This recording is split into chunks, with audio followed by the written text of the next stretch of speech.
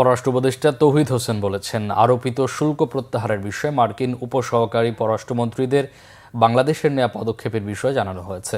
Foreign service একাডেমিতে foreign service দিবস উপলক্ষে আয়োজিত অনুষ্ঠান শেষে সাংবাদিকদের এই তথ্য জানান তিনি। বলেন, বাংলাদেশের উপর আরোপিত শুল্কের বিষয়ে সফররত মার্কিন উপসহকারী পররাষ্ট্রমন্ত্রীদের সাথে বিস্তারিত আলোচনা হয়েছে।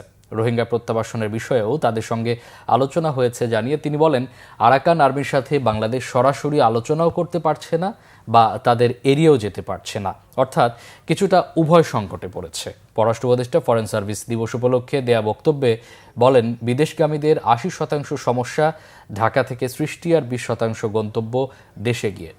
দূতাবাসে লোকবল কম থাকলেও প্রবাসীদের ১০০% সমস্যা সমাধান করতে হয়।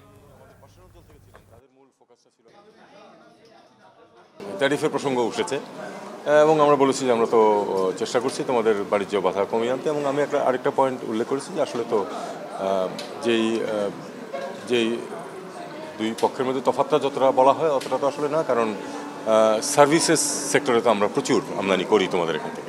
একই কথা তাদেরকেও বলেছি যে আসলে রোহিঙ্গা সমস্যার সমাধান না হলে যদি ওখানে যুদ্ধ শেষও হয়ে যায় তারপরে শান্তি আসবে না, এবং বলেছি যে এখন আমরা একটা নতুন বাস্তবতায় আছি।